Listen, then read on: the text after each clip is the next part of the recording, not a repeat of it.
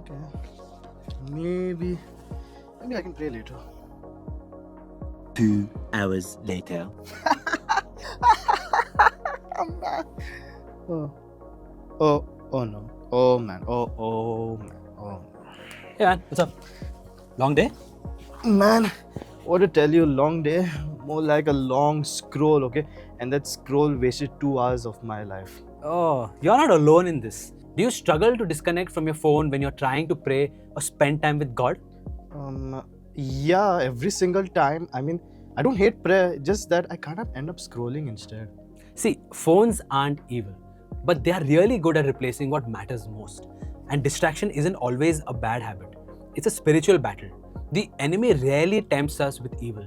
He tempts us with distraction. So you're saying it's a spiritual issue? Well, when it replaces prayer, yes. Because whatever draws our attention draws our heart. And the first place we usually notice that happening is when we try to pray. That's where the battle starts. I swear my phone waits until I say in the name of the Father and of the Son, and boom, messages, reels, everything. Well, maybe try putting your phone on silent. Whoa. Who are you talking to? I'm talking to you, man. What's wrong with you? Scrolling has gone to your head. So I was saying, maybe try putting your phone on silent or in another room. God speaks in stillness. Remember Elijah? He was exhausted, discouraged, hiding in a cave after Jezebel threatened him. He wanted to hear God, and then there was a huge wind and an earthquake and then fire. Lots of loud and powerful action, right? But God wasn't in any of them. It was in the gentle whisper, the silence, where Elijah finally heard him. See, silence is the part I'm bad at. My brain is trained for motion. Swipe, scroll, refresh. That is the problem.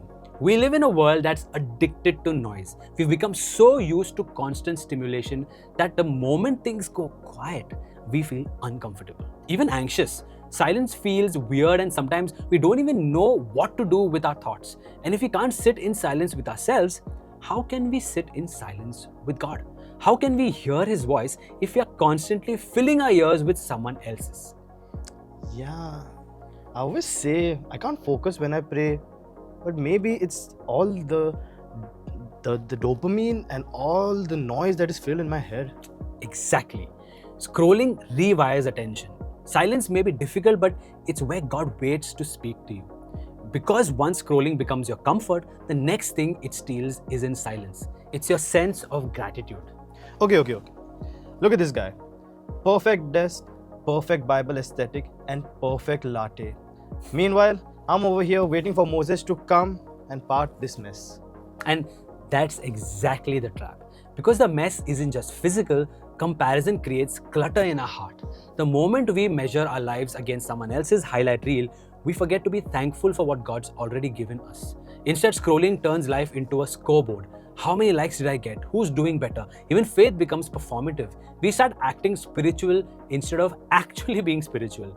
More concerned about being seen as holy than actually becoming holy. Instead of praying in secret like Jesus taught, we start showcasing spirituality, hoping for validation rather than transformation.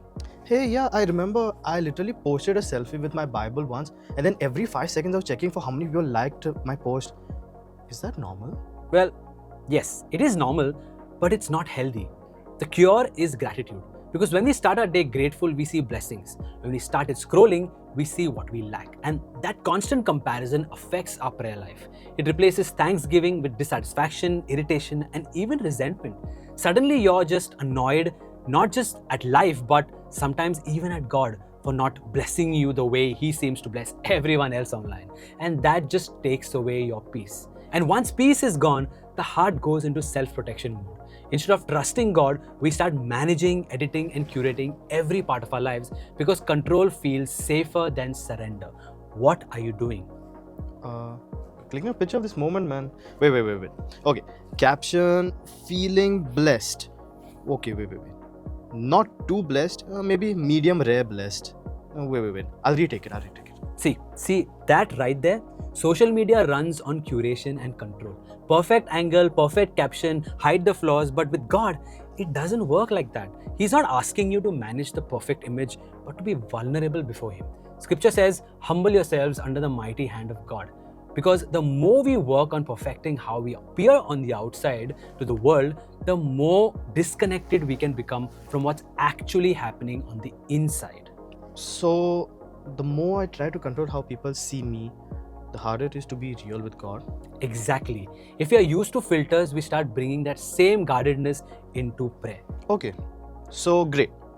Now I'm distracted, I compare, I overthink, I control. But how do I actually fix this? Like, practically, do I need to throw my phone off the cliff or join a monastery? Is that the only way to pray properly? No. Listen, you don't have to be so dramatic. Not everyone is called to live like a monk in the desert. You don't have to smash your phone, delete everything, or move into a cave with zero Wi-Fi. But you do have to build habits that protect your time with God. Because prayer doesn't grow by accident, it grows by intention. Okay, how do I start? First, make the choice before the temptation hits. Put your phone on silent, or better, in another room. Don't wait until you sit down to pray. Decide ahead of time. Because if you wait till prayer time to decide what you're going to do, you'll probably end up scrolling through how to pray better posts instead of actually praying. Which brings us to the next thing, which is to plan your prayer time. Most people sit down, stare at the wall, and then say, now what? But if you go in knowing what you want to do, scripture, journaling, worship, it anchors your mind. So, like a game plan, a prayer game plan. Yes, and make it work with your personality. If sitting still makes you restless, go for a prayer walk. If silence makes you anxious, start with a gentle worship music or a guided prayer. If your thoughts feel scattered, try keeping a prayer journal. Hey, it actually sounds doable. Exactly. But also, pray at the time that actually works for you. If you're freshest in the morning, pray first thing. If you think more clearly at night, when the day is done, pray then. God isn't keeping score on what time you show up. He just wants you to show up. Work with how God designed you, not against it. True. I always pick the worst possible time to pray and wonder why I'm half asleep or half distracted. But even when I am awake, I just can't find the right words to pray. Well, if you don't know how to pray, scripture will teach you. Take a psalm, pray it in your own words. David didn't write the Psalms from a calm, perfect life. He wrote them from whatever he was going through. Joy, fear, anger, loneliness, gratitude, you name it, it's in there. Whatever you're feeling, there's probably a psalm for it. Let David's honesty become your honesty. Now, I like that. Because David was dramatic, so am I. Exactly. God isn't asking for fancy language. Talk to Him like you talk to a friend. Thank Him for what's good. Tell Him what hurts. Ask forgiveness where you need it. Ask for grace where you're weak. That's prayer. Simple, honest, real. Instead of letting your phone shape your heart, let prayer shape it.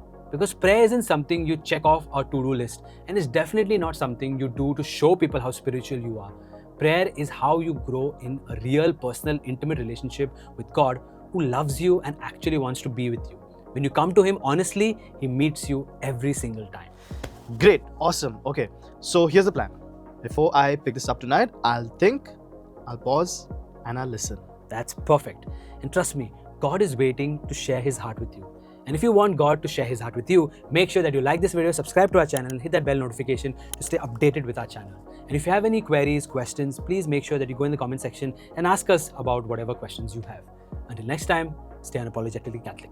Wait. See, I knew this. I know there's someone over there. Wait. I know there is. Basil? Basil? Don't know where he's gone.